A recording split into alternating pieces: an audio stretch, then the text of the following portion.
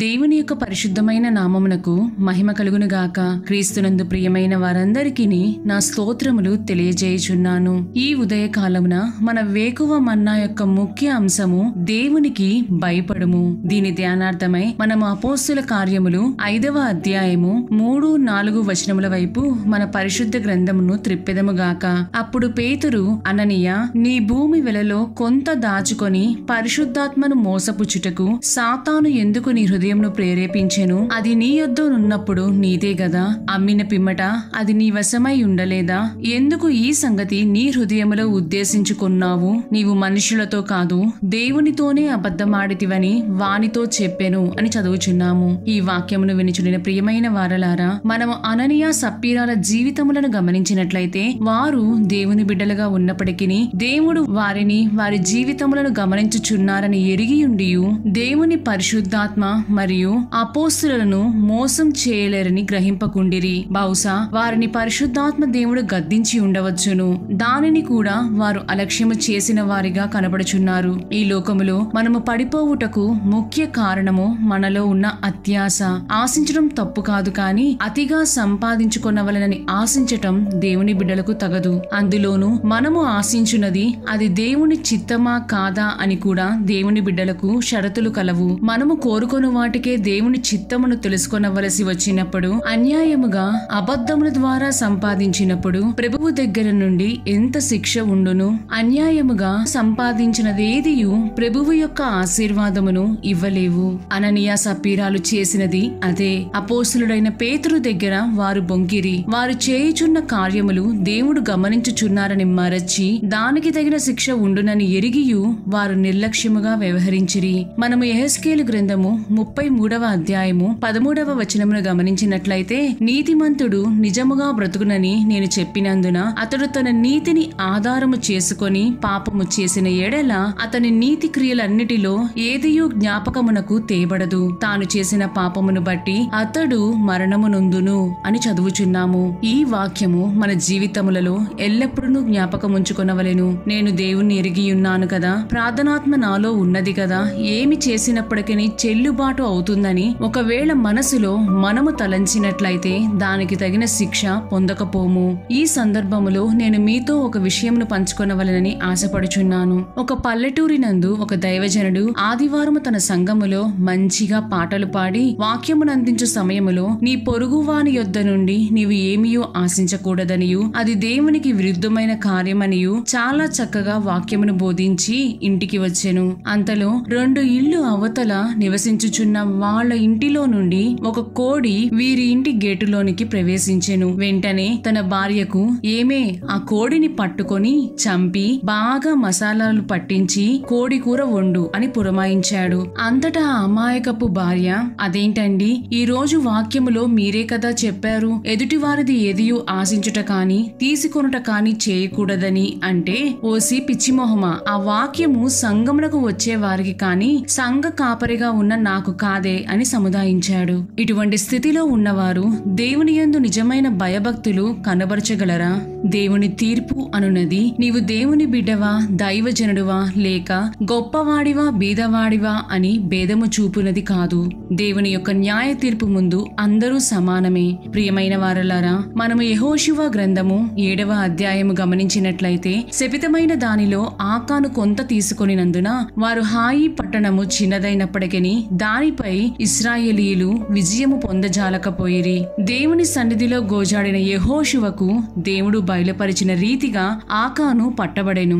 మనము 7వ అధ్యాయము 11-12 వచనములను గమనించినట్లయితే, ఇశ్రాయేలీయులు పాపము చేసి ఉన్నారు. శపితమైన దాన్ని కొంత తీసుకొని దొంగిలి బొంకి తమ సామానులో దాచి ఉంచుకొని ఉన్నారు. కాబట్టి ఇశ్రాయేలీయులు శాపగ్రస్తులై తమ శత్రువుల ఎదుట నిలవలేక వెనుకకు తిరిగిరి. శాపగ్రస్తులైన వారు మీ మధ్య నుండకుండా మీరు వారిని నిర్మూలము చేసితేనే తప్ప నేను మీకు తోడు తోడయుండను అని చదువుచున్నాము.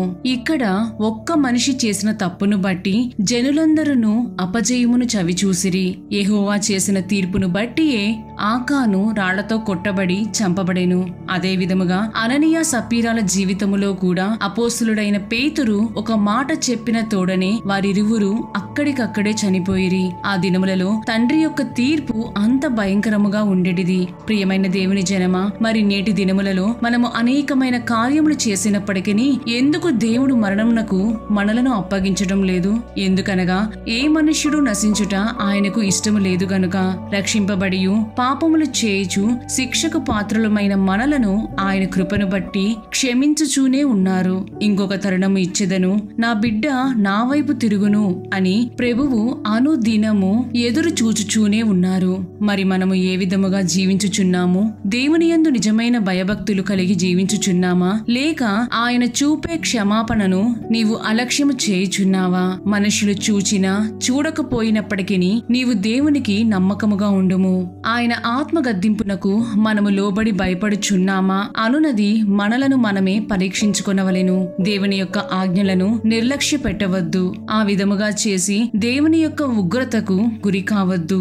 దేవుడు మనపై ఉన్న అమితమైన ప్రేమను బట్టి క్షమించునను మాట వాస్తవమే, కాని అది ఎల్లప్పుడూ కాదు అని మనము మన జీవితములలో జ్ఞాపకముంచుకొనవలెను. ప్రియమైన దేవుని బిడ్డ, ప్రభువు తన గాయపడిన హస్తముతో నిన్ను ప్రేమతో పిలుచుచున్నారు. రహస్యముగా పాపములు చేయుచున్న నీవు నేడే వాటన్నిటి నుండి విడుదల పొంది ఆయన హస్తములోనికి రమ్ము. ప్రభువు నిన్ను తన సాక్షి బిడ్డగా వాడుకొనవలెనని వాంఛించుచున్నారు. పాత నిబంధన కాలము వలె నిన్ను శిక్షించక తన రక్తముతో కొని నీకు ఒక నూతనమైన హృదయమును ఇవ్వగోరుచున్నారు. నీ చేతిలో సమయము ఉండగానే ఆయనకు భయపడి నీ జీవితమును ఆయనకు ఇవ్వవలెనని ప్రభువు వాంఛించుచున్నారు. ఆ విధముగా దేవుడికి భయపడు జీవితమును ప్రభువు మనందరికీ దయచేయులాగున అనుదినము ప్రార్థించుకొనిదముగాక.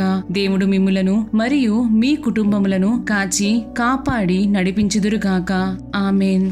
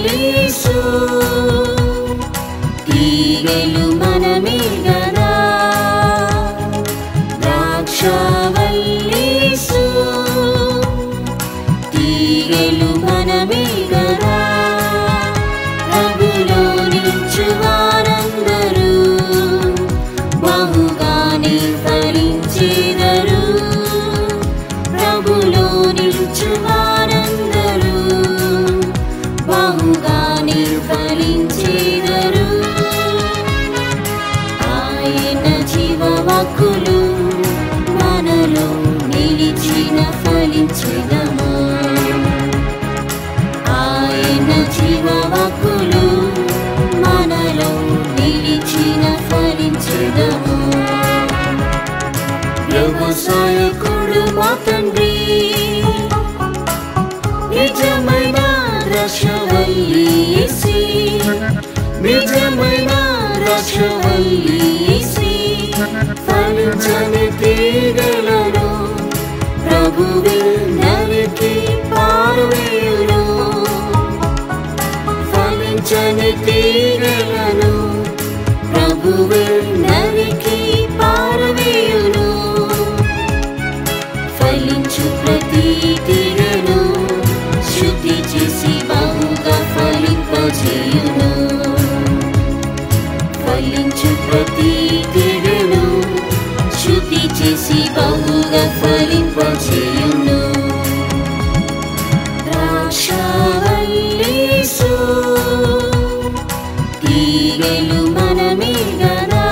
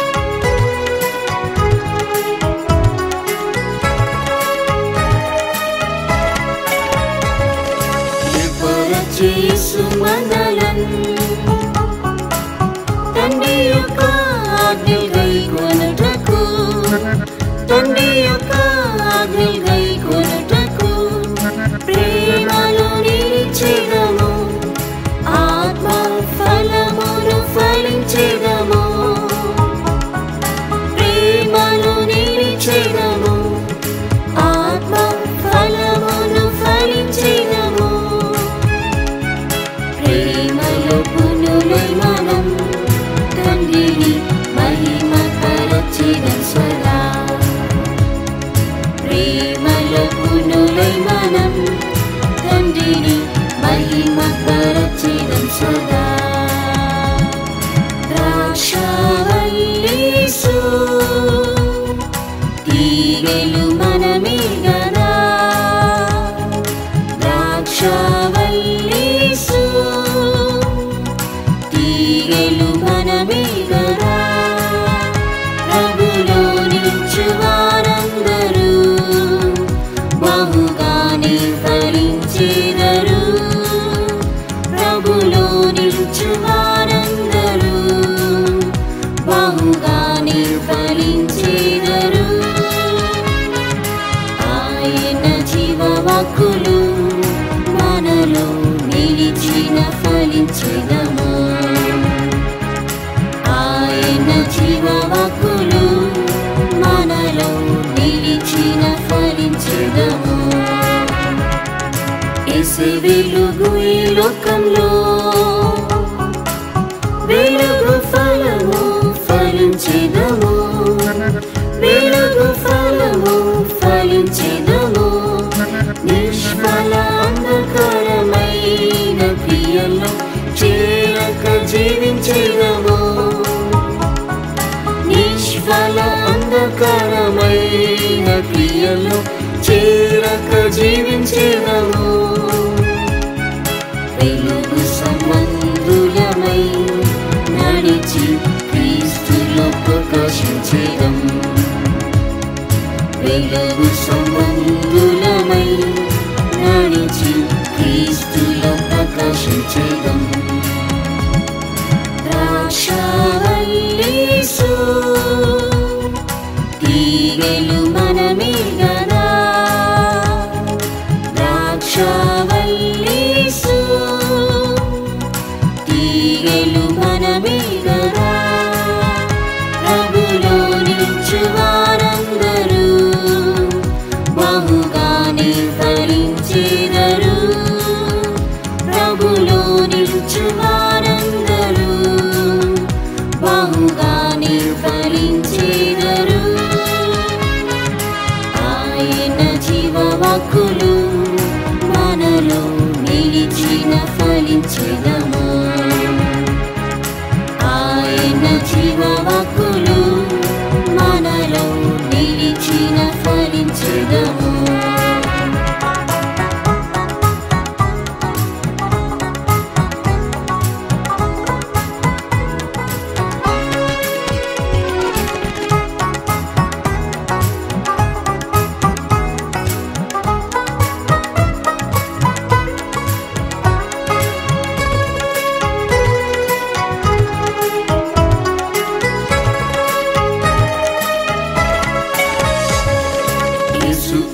పరిశుద్ధులైనట్లు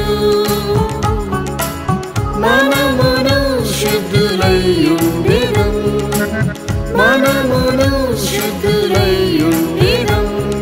వేరు పరిశుద్ధమైన కొమ్మలు పరిశుద్ధమై ఉండును.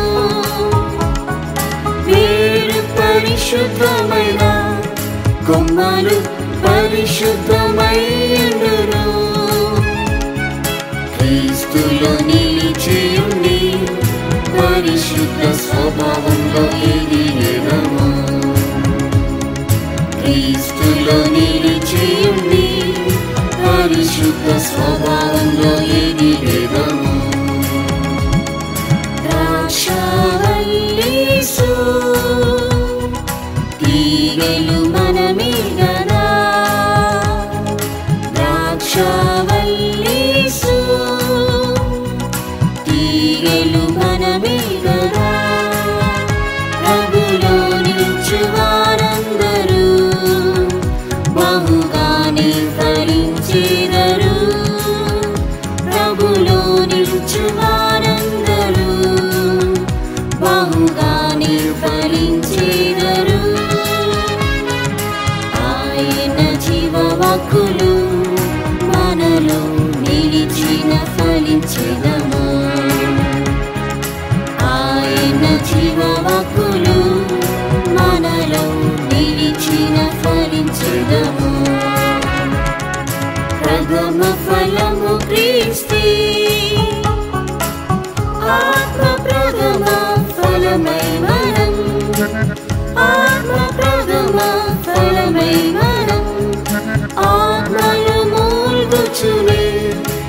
కృపతో ప్రార్థించి కనిపెట్టెదం. ఆత్మలో మూల్గుచుని కృపతో ప్రార్థించి కనిపెట్టెదం. ప్రతిఫలమిచ్చుటకు ప్రభు యేసు శీఘ్రముగా వచ్చును. ప్రతిఫలమిచ్చుటకు ప్రభు యేసు శీఘ్రముగా వచ్చును. ద్రాక్షావల్లీసు తీగెలు మనమే గదా. ద్రాక్షావల్లీసు తీగెలు మనమే గదా. ప్రభులో నిలుచువారందరూ బహుగానే ఫలించెదరు.